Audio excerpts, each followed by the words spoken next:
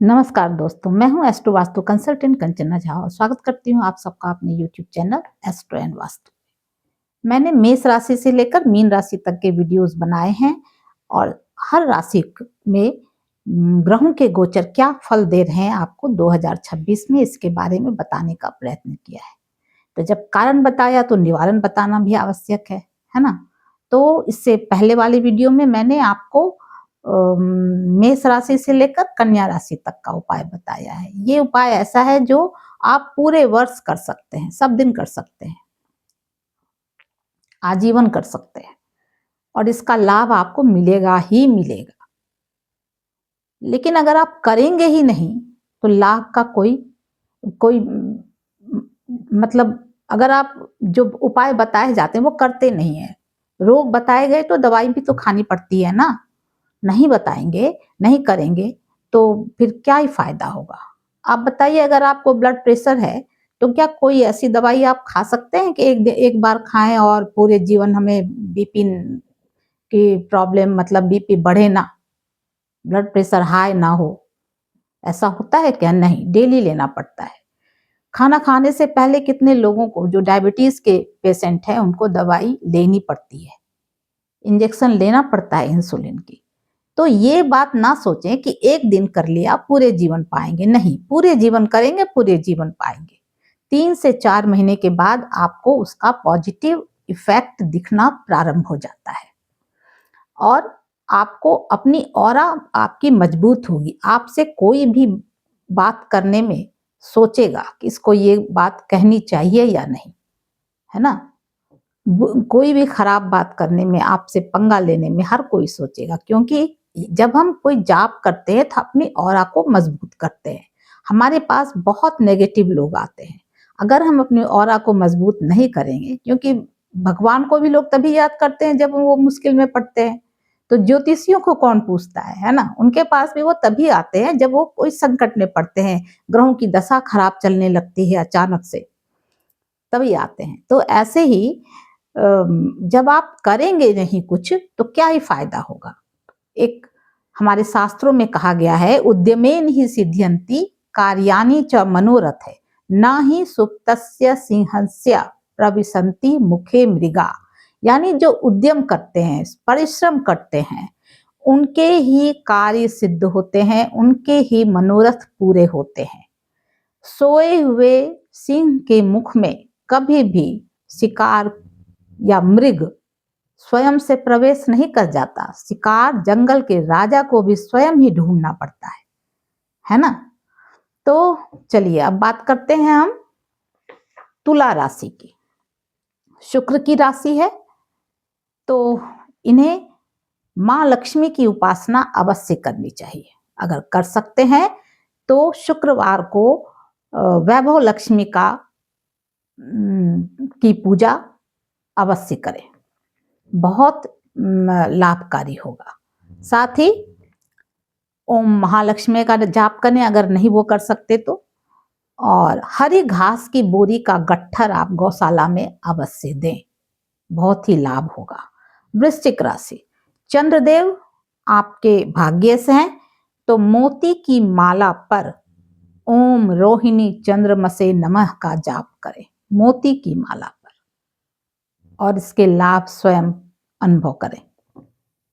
साथ ही आपको हनुमान चालीसा या फिर सुंदरकांड का मंगलवार से प्रारंभ करें और 4-5 पेज पढ़ें प्रतिदिन, और सोमवार को उसको समाप्त कर दें। फिर मंगलवार से पुनः पढ़ना प्रारंभ करें, क्योंकि पूरा सुंदरकांड पढ़ना आजकल लोगों के पास समय नहीं होता तो नहीं कर सकते।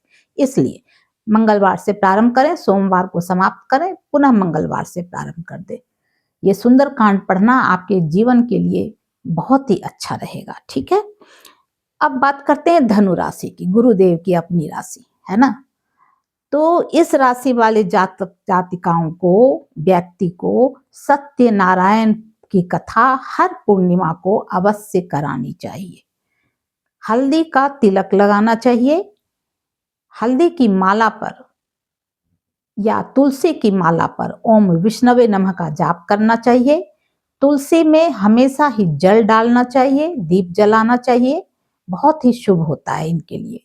साथ ही सूर्य देव को जल दें, क्योंकि सूर्य आपके भाग्येश हैं, तो वही तांबे के लोटे में सारी लाल चीजें, लाल फूल, लाल रोली, अक्षत बिना टूटे हुए डालें और बिल्कुल साफ पात्र हो, क्लीन हो, बिल्कुल चमकता हुआ पात्र हो, उसमें जल लेकर ओम ऋणी सूर्याय नमः कहते हुए, या फिर सूर्य देव के 12 नाम है ना, ओम रविये नमः, ओम खगाय नमः, ओम पूषाय नमः, ये 12 नाम जपते हुए आप उनको जल चढ़ाएं और प्रणाम करें। ठीक है। मकर राशि, मकर राशि को थोड़ी ऐसी राशि है कि इन्हें हर शनिवार को एक लोहे की कटोरी में सरसों का तेल लेकर उसमें कुछ तिल के दाने डालकर, काले तिल के, उसको मंदिर के पास अपने तेल का बोतल और कटोरी लेकर जाएं। उस पात्र पर किसी और की नजर ना पड़े। उस पात्र में, लोहे के पात्र में एक सिक्का रख दें, तेल से भर दें, तिल डाल दें थोड़ा, और अपना चेहरा उसमें 1 मिनट तक देखते रहें, किसी और की परछाई उस पर ना पड़े, और मंदिर में जाकर शनि देव के पैरों पर गिरा दे। शरीर से नहीं नहलाना है, पैरों पर गिराना है, और पात्र को मंदिर में छोड़कर वहां से आ जाएं घर। ये आप करें, आपके लिए बहुत ही अच्छा रहेगा। साथ ही अब बात करते कुंभ राशि की। कुंभ राशि शनिदेव की बड़ी प्रिय राशि है ना। इनको चींटियों को आटा देना चाहिए, चींटियों को भोजन कराना चाहिए, क्योंकि सहस्त्र ब्राह्मण को भोजन आप नहीं करा सकते, लेकिन लाल चींटियां को भोजन कराने से उसका फल प्राप्त हो जाता है। तो चींटियों के लिए आप गेहूं का आटा लें, उसमें थोड़ा गाय का शुद्ध घी मिलाएं और थोड़ा शक्कर मिलाएं और उसके पाउडर सा बना लें, भूनकर, आटे को भूनकर अच्छी तरह से बना लें और एक डब्बे में रख लें। और सुबह, शाम, दोपहर जब आपको समय मिले, ऐसी एक जगह कहीं डालते रहें, घर से बाहर। ठीक है। ताकि चींटियां आप घर में नहीं डालें तो घर में ही चींटियां उठेंगी, वो ठीक नहीं है। तो घर से बाहर थोड़ा दूर जाकर प्रतिदिन जब आप डालेंगे, चींटियां अपने आप आने लगेगी। ये बहुत ही अच्छा है आपके लिए। ठीक है। और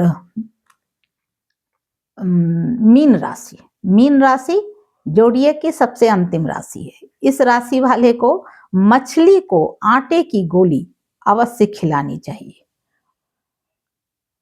अगर आप घर में रख सकते हैं मछली, वो एक्वेरियम, तो घर में रखिए और खिलाइए, और नहीं तो कभी भी कोई तीर्थ स्थान पर जाइए तो अवश्य खिलाइए, या किसी को कुछ रुपए दे दीजिए, वो आपके बदले रोज जो वहां का वासी हो खिलाता रहेगा। ठीक है। दान करके दीजिए।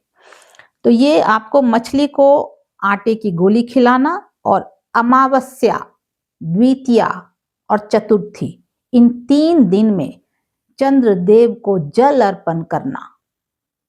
कच्चे दूध में जल मिलाकर, गंगा जल मिलाकर, बिना टूटे हुए चावल मिलाइए चांदी के लोटे से, और मिश्री डालिए, सुगंधित पुष्प डालिए, और ओम रोहिणी चंद्रमसे नमः कहते हुए चंद्रदेव को अर्घ्य दीजिए।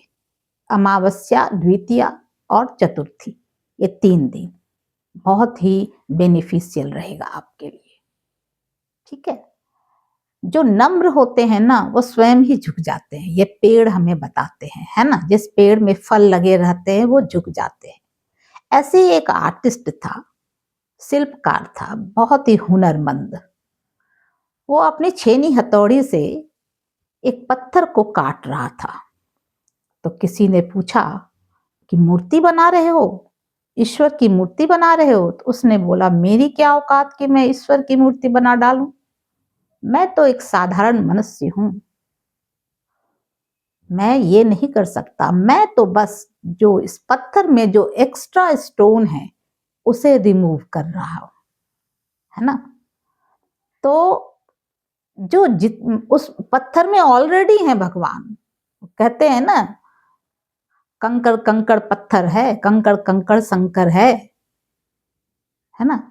तो कंकड़ कंकड़ शंकर है, शंकर को उसमें से निकाल रहा हूं। उसके कहने का मतलब था कि मैं तो इस जो एक्स्ट्रा है इसमें स्टोन्स उसे निकाल रहा हूं, रिमूव कर रहा हूं। भगवान तो इसमें ऑलरेडी है ना।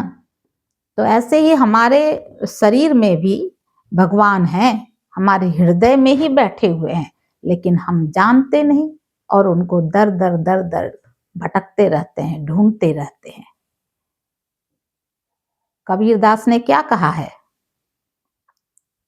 बुरा जो देखन में चला बुरा न मिलिया कोई, जो दिल खोजा अपना मुझसा बुरा न कोई, है ना।